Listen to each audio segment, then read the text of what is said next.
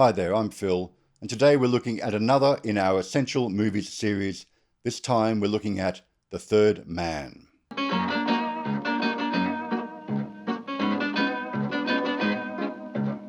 The Third Man was directed by Carol Reed, or I should say Sir Carol Reed, one of England's greatest directors. It was written by Graham Greene, the novelist, and stars Joseph Cotten and eventually Orson Welles.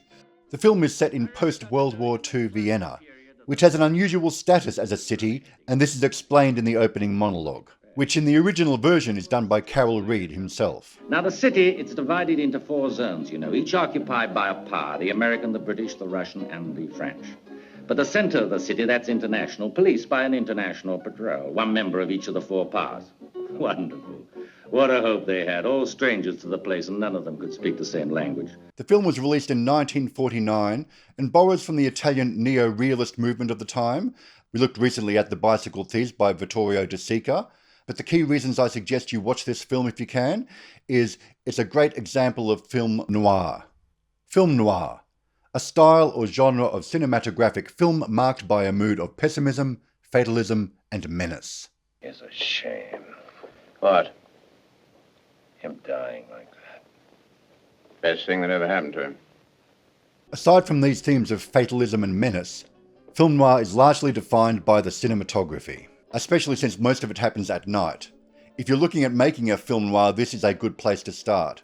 It's also great for the use of music. Famously, the theme tune from this by Anton Karas, played on the zither, became a massive hit. The album became a massive hit around the world and made Anton a star, and rather infamous in his hometown of Vienna, where it's set.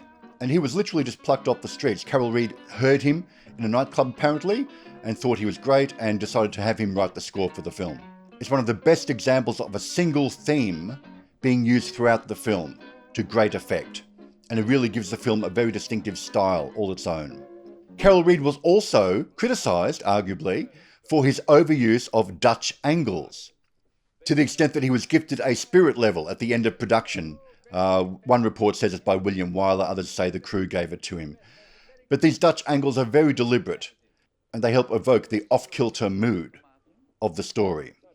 It's also a very fast-paced film, and while Orson Welles was a great director, he only acts in this film. This is very much Carol Reed in the director's chair, but that said, there are certain ideas that Orson Welles came up with, and some of the dialogue, in particular his famous speech that he does at the carnival, was improvised. So a lot of the dialogue from Orson Welles' character as Harry Lime is improvised by Welles himself.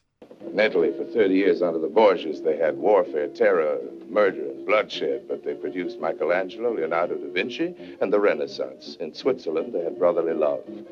They had 500 years of democracy and peace, and what did that produce? The cuckoo clock. The Third Man is one of the great film noirs and one of the great thrillers of that era. It also features one of the most spectacular locations for a third act finale. So I recommend you check it out if you can. The Third Man by Sir Carol Reed. If you'd like to see more of these kinds of videos, you know what to do. If you'd like to learn more about filmmaking, check out my book linked below.